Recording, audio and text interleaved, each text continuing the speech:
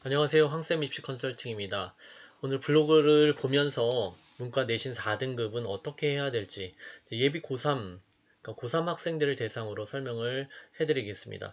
현재 고3이라고 하면 내신이 이제 그 2학년까지 이미 결정이 돼서 만약에 4등급이라고 했을 때 3학년 이제 한 학기만 남았는데요.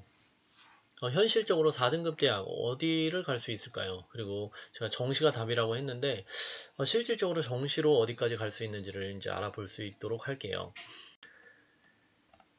자, 2022년 입시에는 정시가 확대됩니다. 어느 정도까지 확대되나 보면 자, 작년과 비교했을 때 1.3% 정도 높아지거든요.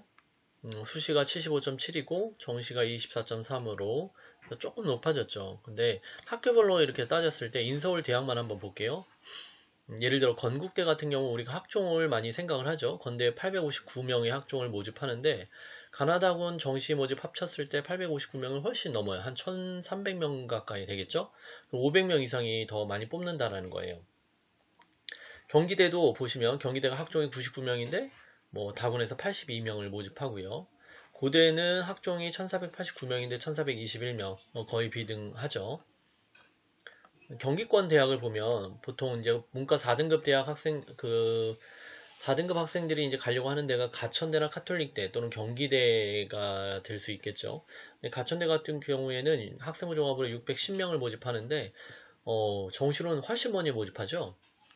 정시가 적은 게 아니에요. 그러니까 많이 늘어난 거죠. 아까 1.3%가 늘어났다고 해서 전체적으로 1.3%지만 학교별로 봤을 때는 많이 늘어난 것이다라는 걸 볼 수가 있고요.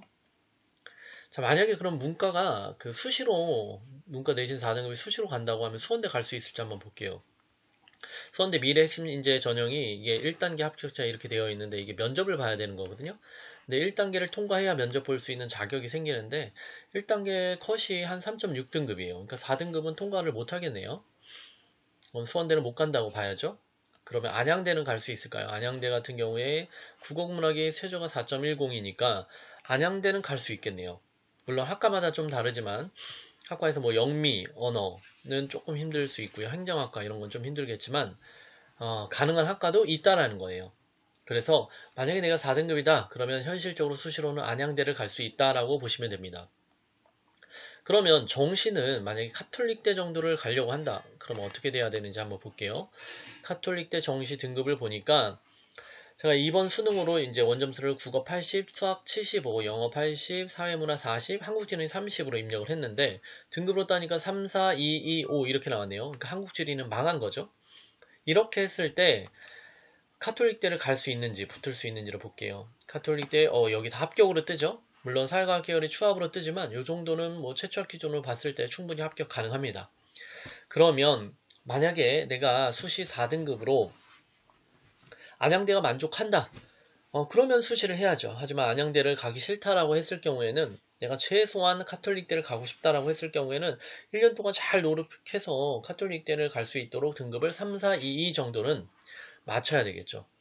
그래서 고등학교 3학년은 수시 정시 많이 고민하고 있을 텐데 4등급도 아직 늦지 않았어요. 정시라는 길이 있으니까 도전하시기 바랍니다. 그래서 카톨릭대를 기준으로 3등급, 4등급, 2등급, 2등급 맞추면 충분히 갈 수 있다는 걸 희망을 가지고 정시에 도전하시는 여러분들이 되시길 바랍니다. 감사합니다.